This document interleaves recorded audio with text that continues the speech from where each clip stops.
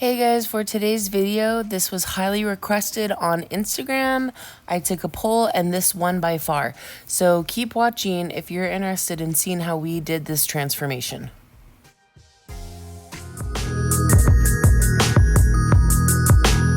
If you want to take part in the polls that I do on Instagram, you can follow me at Christy@the_cottage.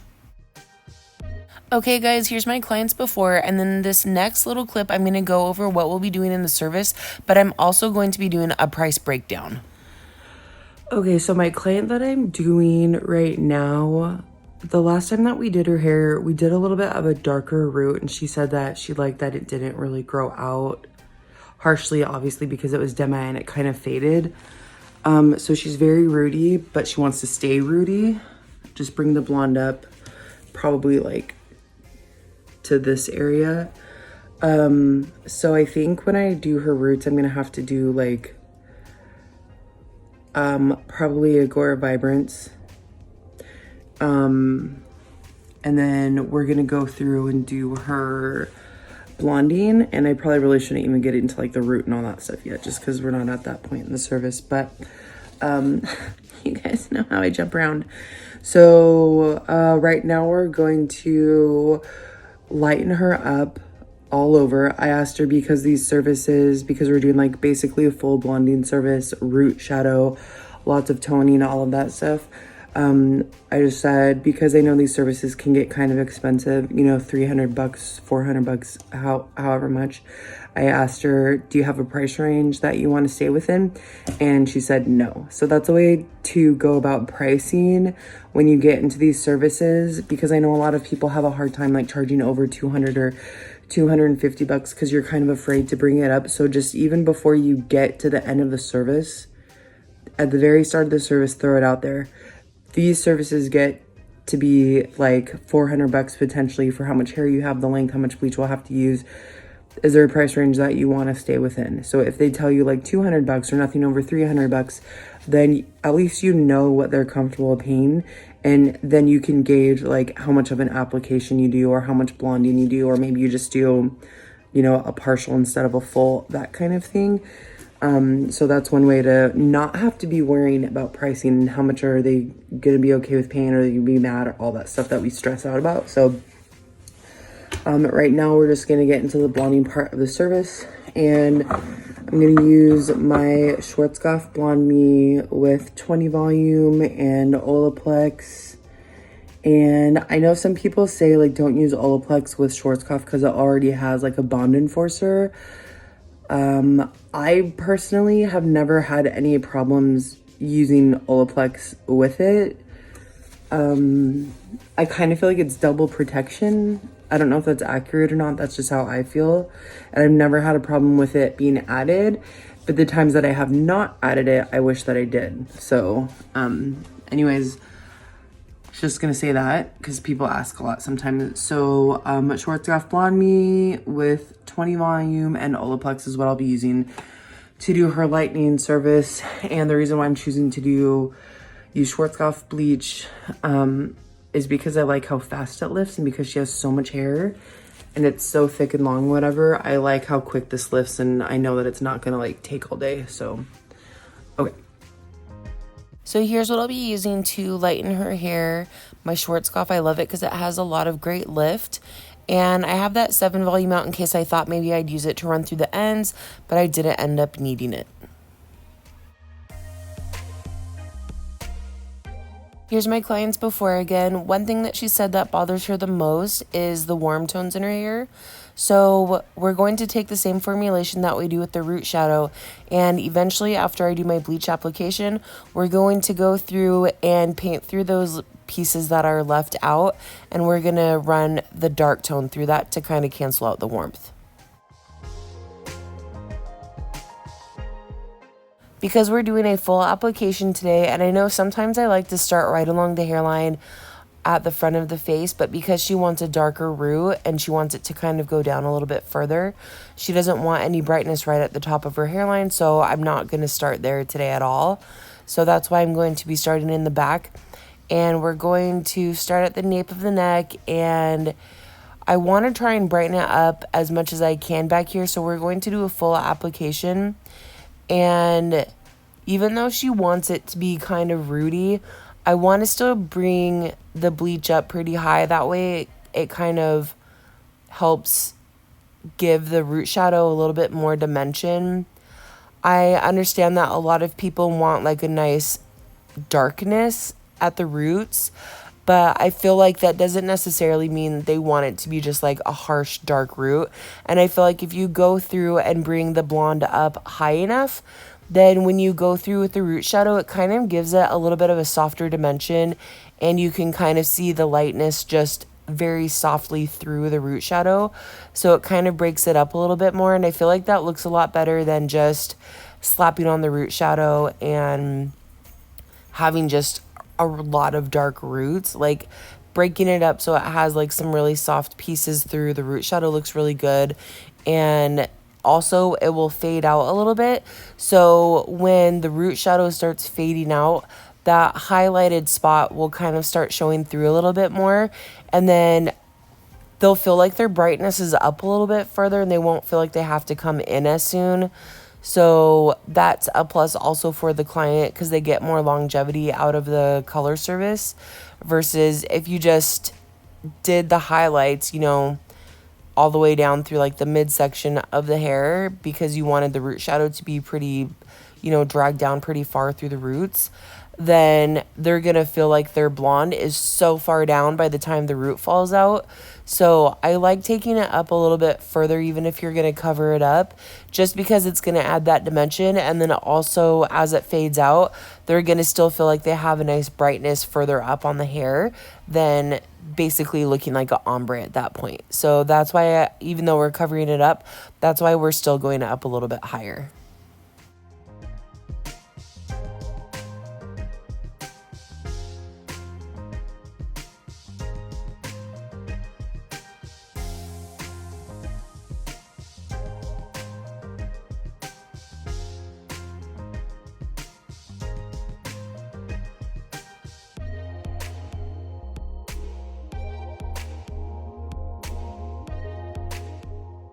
If I'm going through doing a full balayage lightning service, then the way I like doing my sectioning is how I started at the very nape of the neck and went just straight across. And then my next section up from there was 2 diagonal pieces on either side of the head. And then my next section up that I'm doing right now after that, again, is just straight across. So it kind of takes that point out from the underneath of the diagonal pieces. And I feel like if you just go straight up the sides of the head or straight up the back 2 sections, then I feel like that could really just take forever. And so I think it works really well to kind of do diagonal pieces. I feel like you get a little bit more coverage and with less work. And one thing also is don't be afraid to like leave a good subsection in between. Like you can see right there, I took my section, I weaved it, and then dropped that piece out. That's gonna leave dimension in the hair. I feel like when we do balayage, sometimes we overwork ourselves and try to lighten as much as possible. But like my client today that I'm doing, like her goal, yes, she wants to be lighter, but it's not like she's trying to be a blonde. So I feel like unless somebody's coming in without the like idea that they want to be like super blonde and bright all over, like don't go super heavy-handed with your balayage, with your sectioning, because that dimension in there is what makes the bright pieces pop. If you go too much, then it just looks kind of like everything blends too much. You know what I mean? Like there's no dimension running through the color. And that's something that you can ask your clients at the beginning. Like, okay, how much of your natural do you want left out? Do you want some dimension through like the midsection, but do you want the ends to be more of a solid blonde? Or do you want to see some of your darker pieces running through the ends of your hair also? And base your application off of what they say. Not every balayage application is the same. So if your client says like, oh yeah, I want to be more rooty and have some dimension through like the midsection, but through the ends I want it to be solid blonde, then that will tell you to do the application like I'm doing right now, which we're leaving a lot of dimension through the midsection, but then you'll see that I'm leaving all these dropout pieces.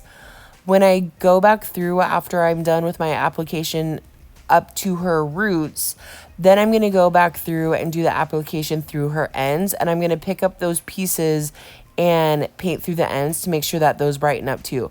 So don't overwork yourself. Like, I'm leaving tons of dimension in her hair. All those pieces that are kind of hanging out right there, those are all going to be nice dark pieces that are going to give lots of dimension in the color. But then we're going to run the lightener through the ends to brighten them up. So just make sure that, you know, you're not killing yourself with work. Like, I know before, I would make sure that I would do like the smallest pieces and get lots of brightness and like do every little piece because I wanted it to be nice and bright. But then, you know, you realize like, oh shit, there's like, sorry, I just swore.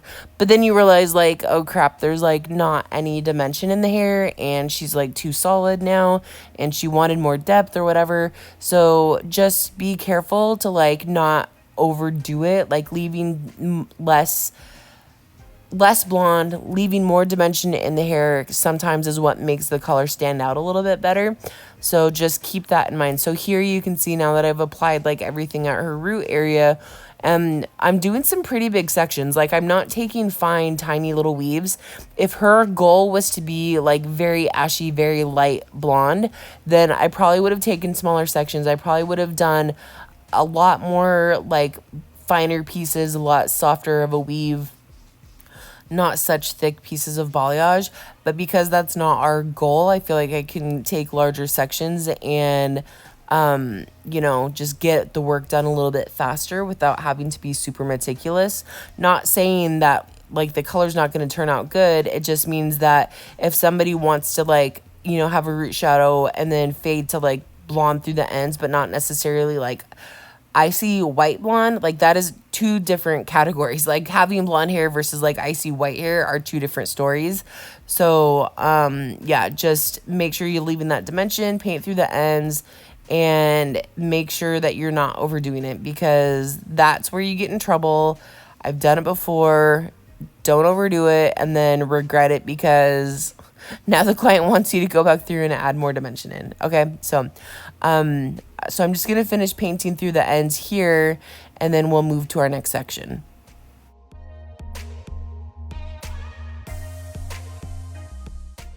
By the way, no one's perfect. I can see here that on that second end that I just painted, I realized that I went up a little bit higher. So now I'm going back to this first section that I did, and I'm bringing it up a little bit higher through the ends. That way, when the hair falls down, it's all even. So always check your work. Go back if you have to. No one's perfect. I'll leave it at that.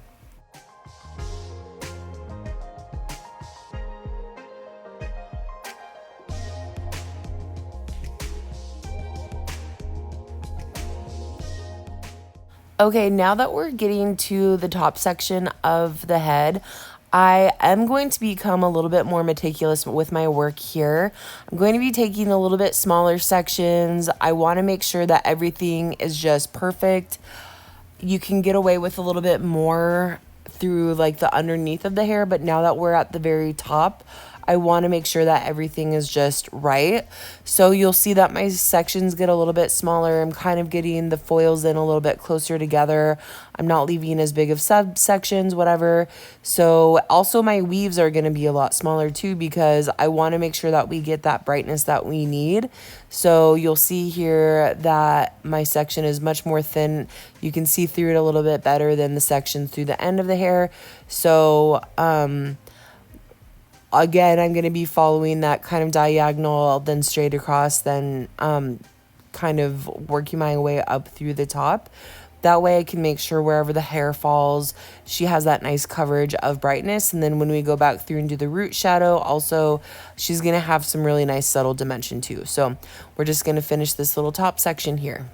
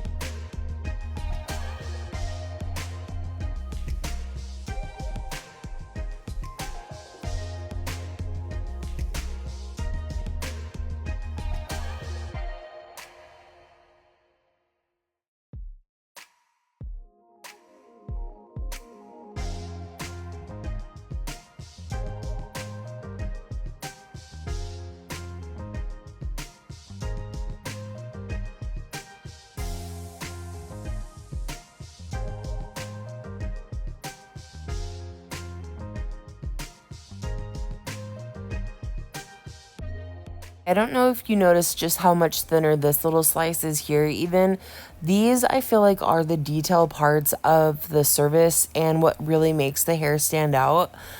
Now, because she wants a darker root, I could have just left this and just painted through the ends and done like half as much work as what I was doing and just focused mostly on the ends. But taking that color, that bleach up through almost right up to the roots is really going to make her hair stand out. She's going to feel like it blends really nicely.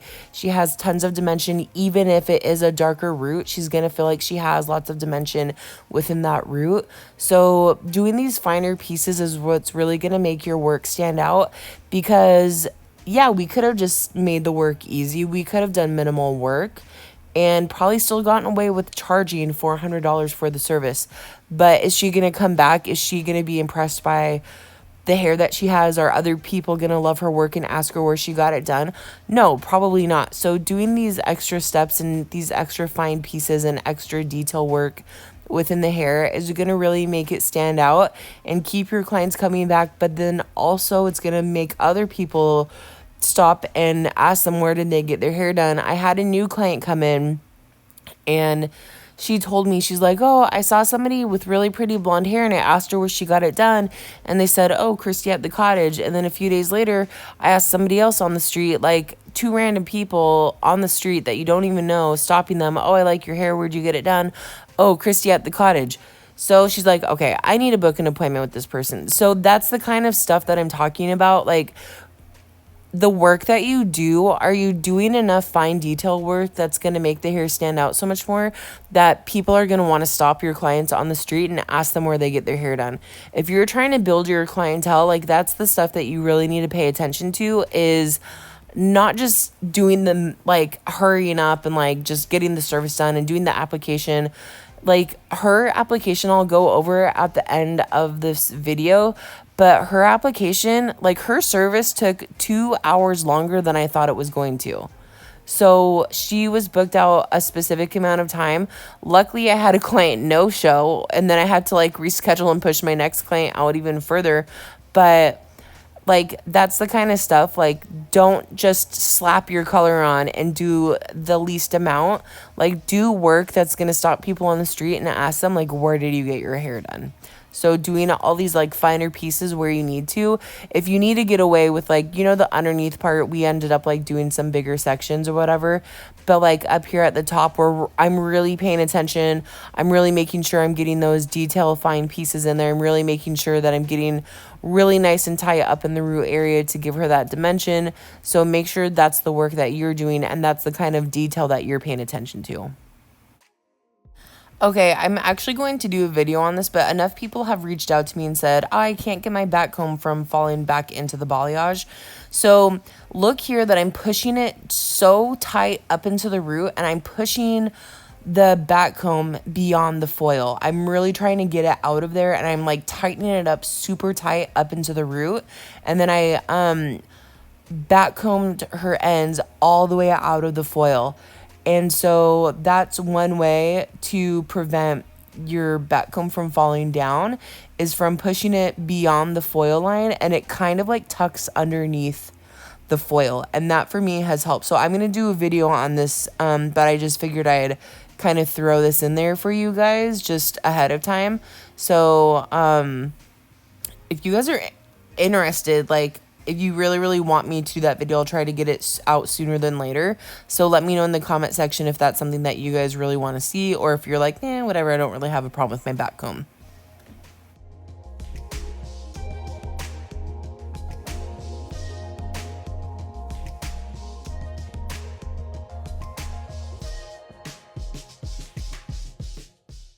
Okay, now we're on the side of the head, so I'm going to be working my way up, and I like starting at the bottom. And sometimes I start at the top if the hair is really, really dark and really thick and I know it's going to be hard to lift. But because I've done her hair already and I know that it's going to lift okay, I'm just going to start down by the ears.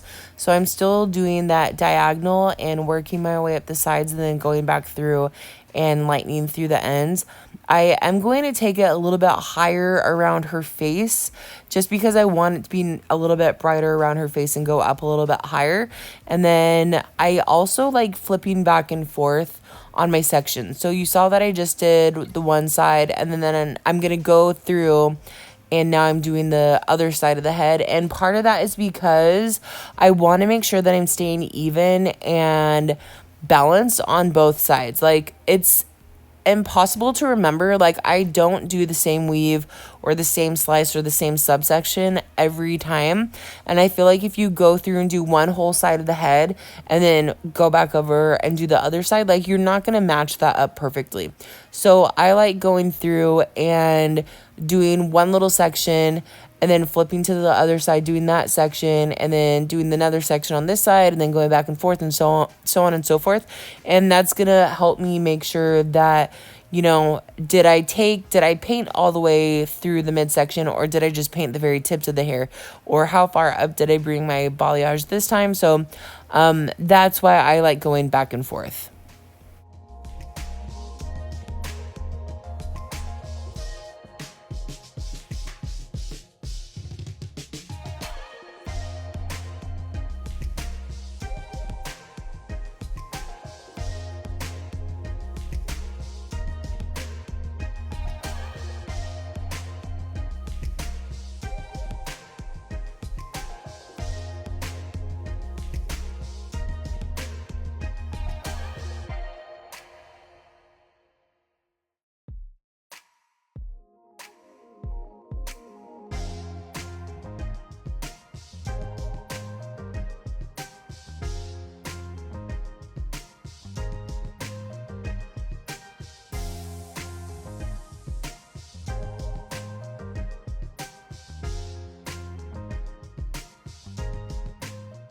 Okay, you can see where she parts her hair, so I'm going to go right off of her part, and we're going to do a diagonal back section.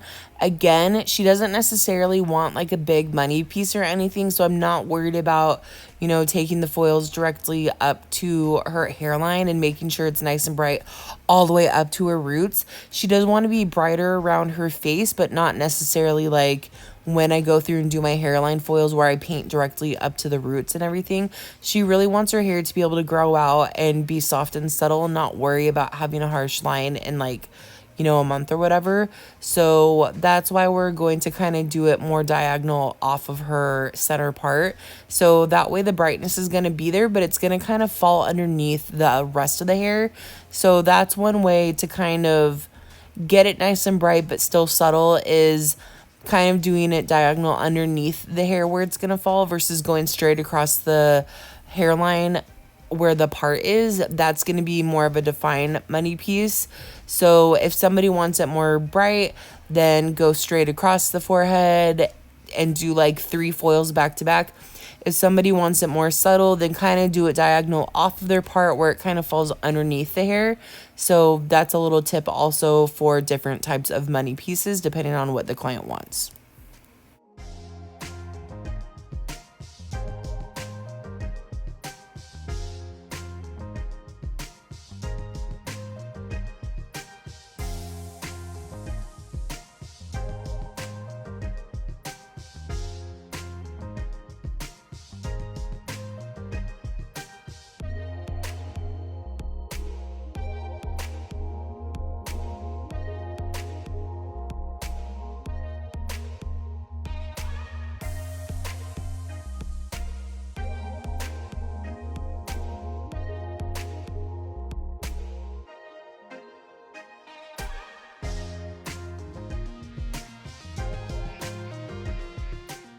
So we're just going to repeat this again on both sides. And also remember, because it's diagonal, it's not going to be as harsh and heavy as you feel like it would be. And then also because we're doing a really heavy and dark root shadow, it's going to blend it really nicely. So that way it's nice and bright around the face, but not like super heavy or anything.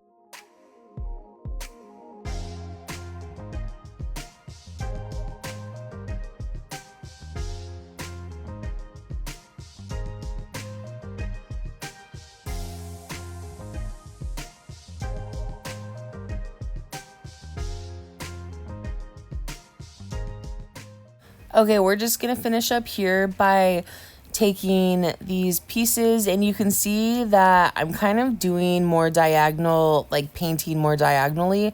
I'm having it kind of go a little bit higher up towards the face, and then I'm just kind of doing it not so high towards the back section of the foil. So we're just going to finish this on either side and then finish our detail work at the very top of the section.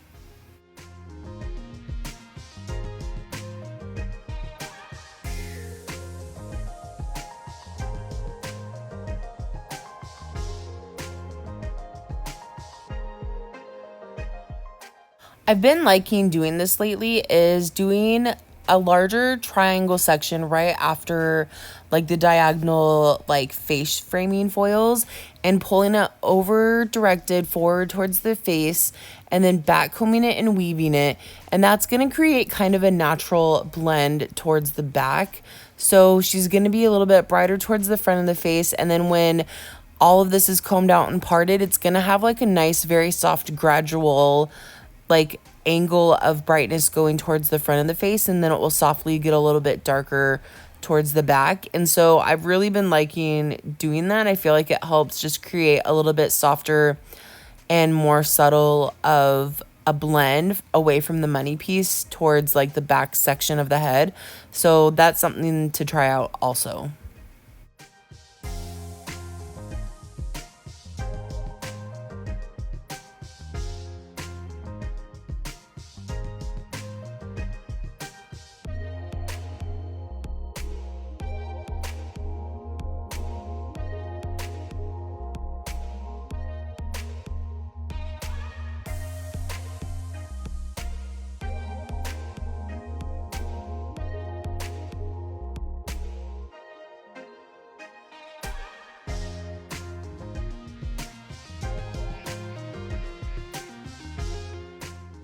Okay, now that we're at the very end of our application, we're going to finish this top section on both sides, and we're just going to back comb it off of the part. And again, because we're doing a root shadow, you don't have to be like super aware and super cautious about where you're doing like the brightness and everything, because everything's gonna blend, but you still want to do it like small enough sections that it lifts nicely and that you have a nice blend, because it is the top. But because there is going to be the root shadow going over it, it's not like you have to be like super worried. Like if you know you're doing a super bright blonde, you want to make sure you get a whole bunch of tiny little sections in there and small little pieces and very fine weaves and make sure everything has perfect lift or whatever. But because we're going to be darkening this back down, you don't have to worry about it too much, but you know, still take small enough sections so that you get the lift that you need.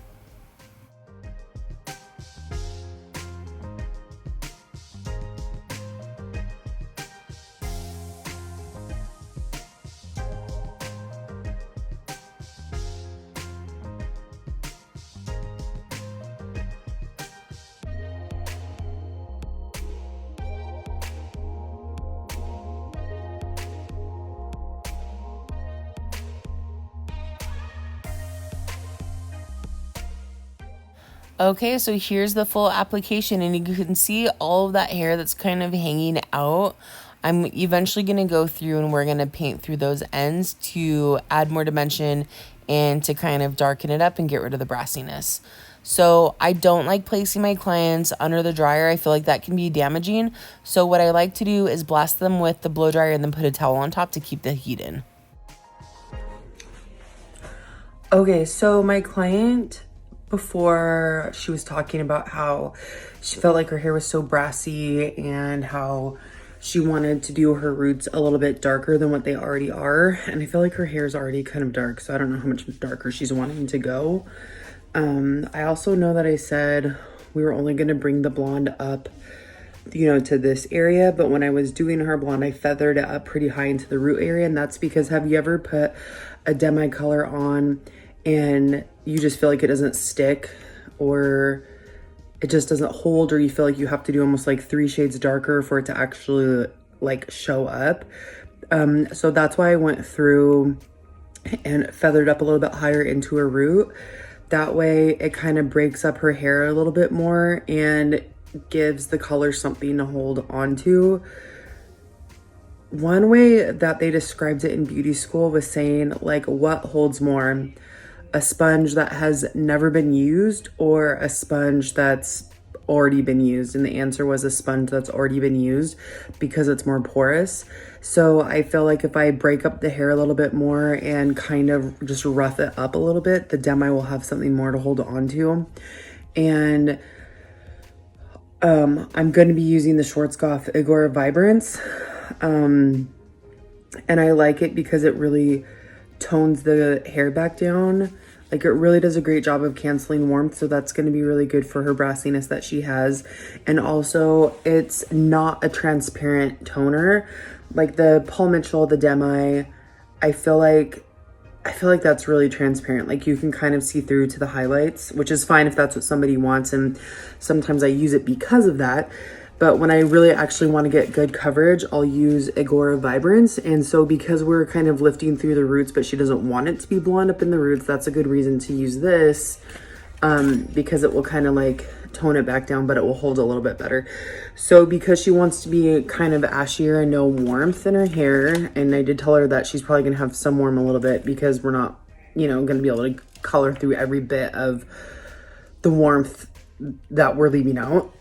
So I'm going to use, because I don't want it to grab too ashy, I'm going to have some level 5 in there. I'm going to use 5-1 and 5-2-1 just to give it a nice coolness, but I don't want it to over grab, and that's why I'm going to put the 5 in there. So I'm going to probably do like half of my formulation level 5, and then a quarter 5-1 and a quarter 5-2-1. So we'll mix for that now. So I'm applying this towards the end of her processing time, and this is going to sit for probably like 15-20 minutes or so. And we're just going to take these little pieces where her dropouts are, where we're leaving that dimension in, and I'm just going to paint this through the ends to kind of cancel out that warmth that she says that she doesn't like.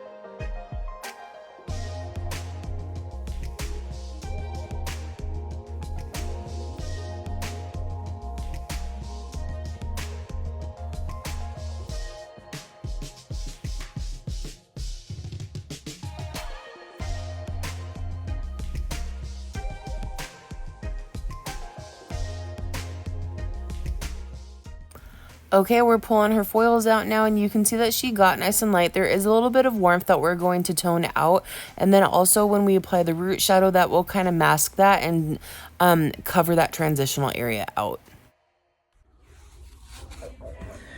Okay, so I'm getting ready to tone my client. We just pulled out all of her foils, those dark pieces that we painted through. And she still has some brassy tones in her hair, but when we go through and do a root shadow, that will kind of take care of that. So I'm gonna use Paul Mitchell, the Demi, and I'm gonna go through with just my typical favorites because she has a lot of warmth in there still. I'm gonna go in pretty heavy handed with the level 9.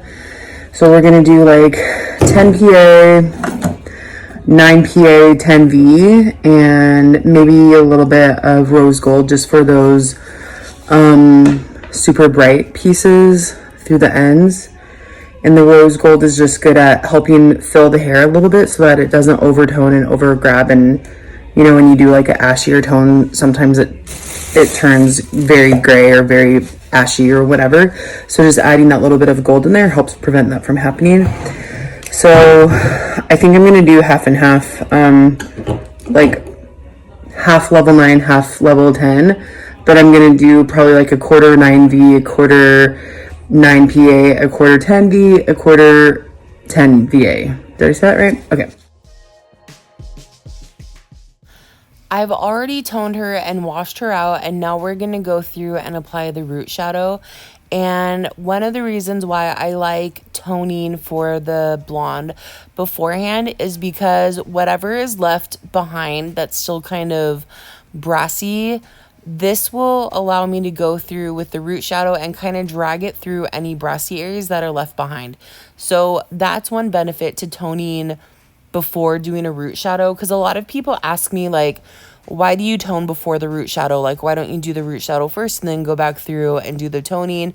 And that's just because I like to use the root shadow as a way to like paint through certain areas if I need to tone out any brassiness or any warmth or whatever. That gives me a good way to go through and do that versus, you know, if you do the root shadow first and then if you tone afterwards, then when you're drying the hair you might be like, oh crap, there's still some warmth there's still some brassiness or whatever, so then you might have to go back through and correct it. Where if you just tone first and then do the root shadow, you can do that in the same step. So that's why I like doing it that way.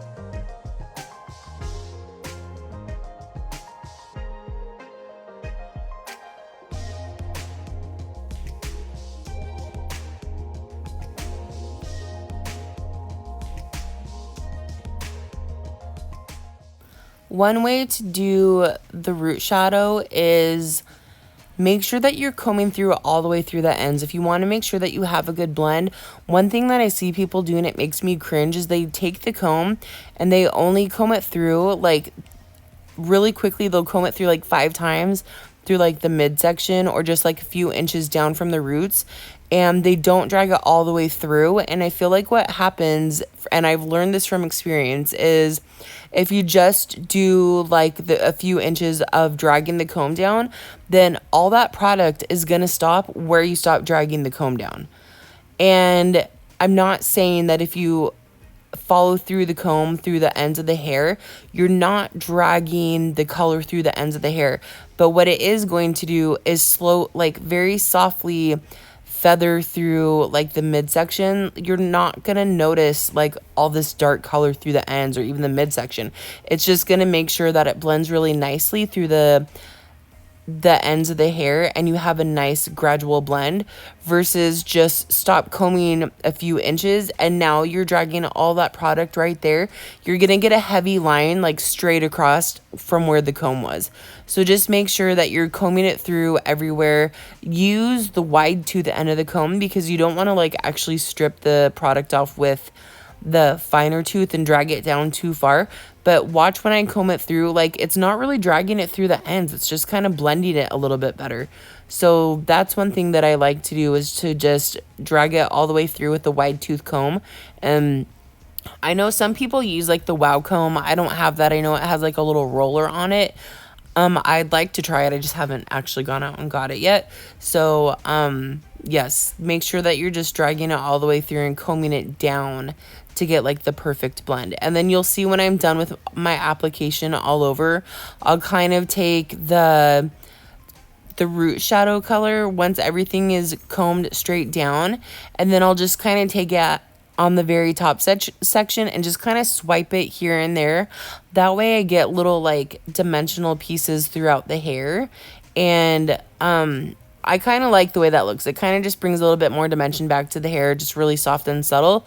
But my clients kind of like that too. So there's a little tip also, is just to kind of like swipe the color through the hair just to add a little bit more dimension back.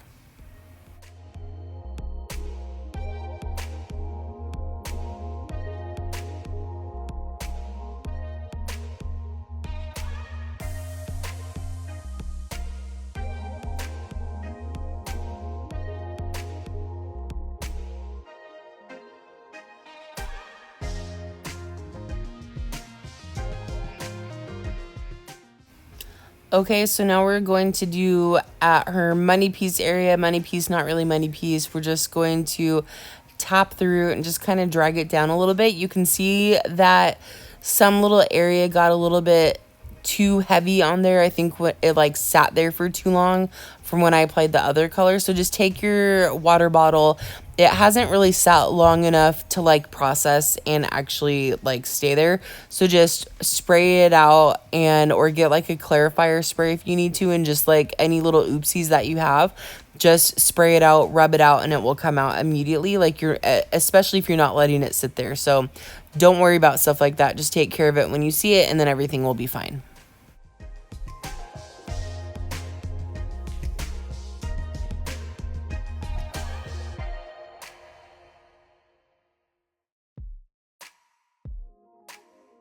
Okay, here we are. Here's the color. You can see that everything blends really nicely. Sometimes I like showing you guys when we're blow drying, because you can make anything look good when you curl the hair or style it, but sometimes I like you guys to be able to see it just like in natural form without being styled, and just seeing how the color really looks and how it blends. Sometimes you can just see it a little bit better. So here it is. Look at how nice and bright it is up towards the face, and then it just blends really nicely. So we'll just finish up drying and then styling a little bit for the end of the service. Okay, wanted to point this out, why we bleached all the way through the roots and then colored it back down. Look through there how even though it's darker, it has a really soft, subtle lightness, and it just has really soft dimension through the root area, and that's exactly what we were wanting. We didn't want it to necessarily be blonde, but we wanted it to still have some really soft dimension through the root shadow that you could see, so that way it doesn't just look super harsh and dark. We wanted it to still be soft but still have that depth that she was wanting.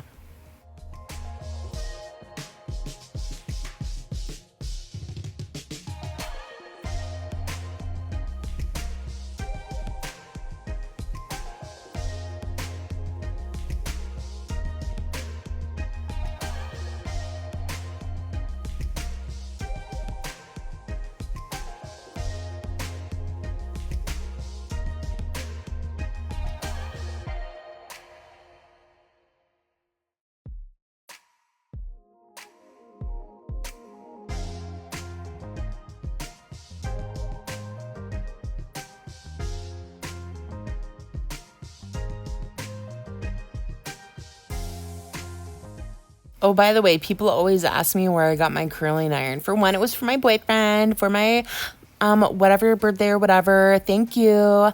But so he got it from Jay-Z Style. She's a YouTuber. If you don't know who she is, I love watching her. She has an extension line, and she also has tools. So what I really like about this curling iron is that, yes, it's a little bit larger of a barrel, but it's also very long. So it's perfect for clients that have longer hair or have extensions, because you can get the hair wrapped around the barrel without like running out of room.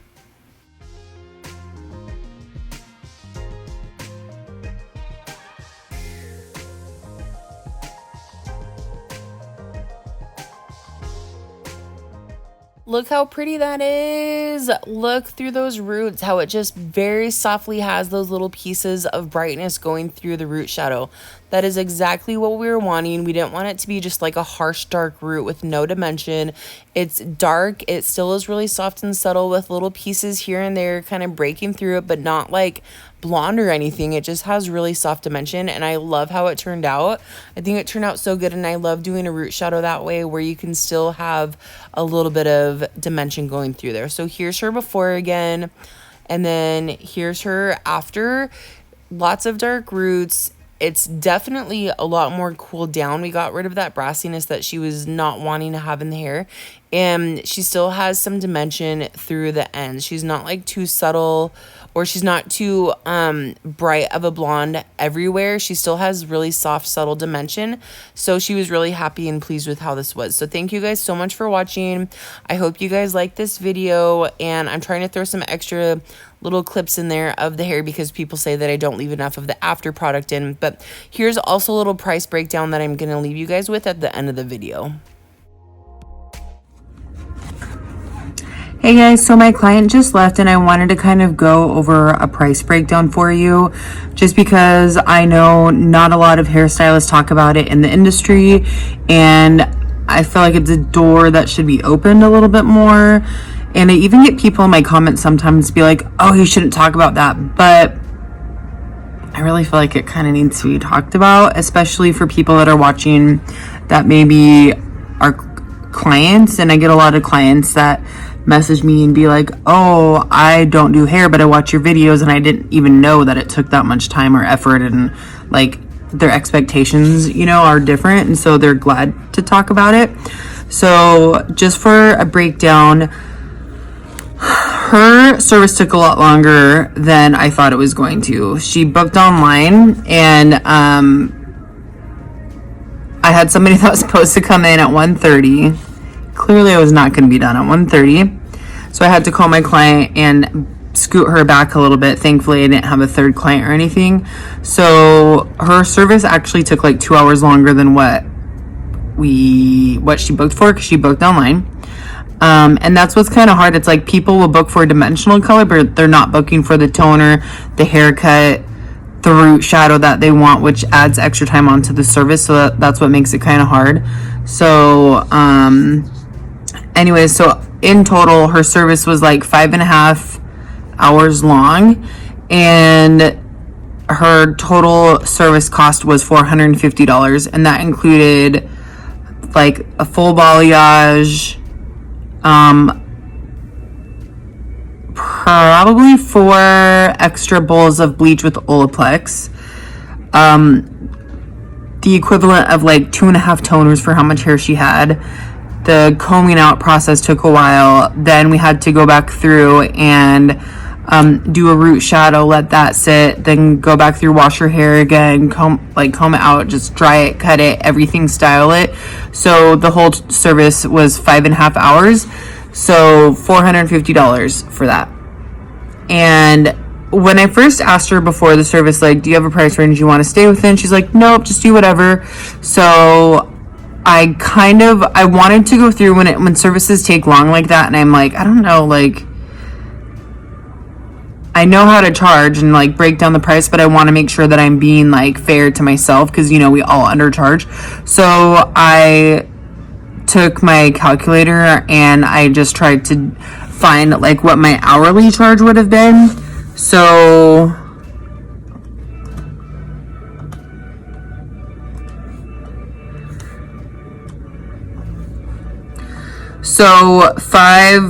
five and a half hours times 75 hours is like $412. And then when I went back through and added up like how much did everything cost with like all the bowls of bleach and the toner, the balayage, all of that, it was like $430. And I've actually been wanting to raise my prices for my hourly rate from like $75 to $100 an hour. So I thought like just $450 was fair for how long it took. So yeah. Anyways, I just wanted to give you guys that breakdown because I know some people are interested in it and like hearing about it and whatever. I think a way to like get over being worried about charging for clients is asking them at the beginning of the service, like just let them know like services like these can sometimes take be $300 to $500 depending on how much bleach we have to use, how much toner, like all the services, all the different steps and everything. So is there a price range that you want to stay within? Let me know. And if they say $200 or $300, or if they're like, nope, go do whatever you got to do, then you know not to feel conscious about like what you're charging them. But if they're saying like, oh, I just want to stay at like $200 or $300, then you can talk to them and be like, okay, what if we just do a partial balayage, or maybe we'll do the full balayage, but maybe we don't go back and do the root shadow or whatever. So you kind of got to give them their options on what are you willing to give up to be in that price range. And if they have to do it, that's a step that costs money. Don't feel like you have to do it. So anyways, I just wanted to talk about that stuff. So I'm off now. So I guess I will see you guys later.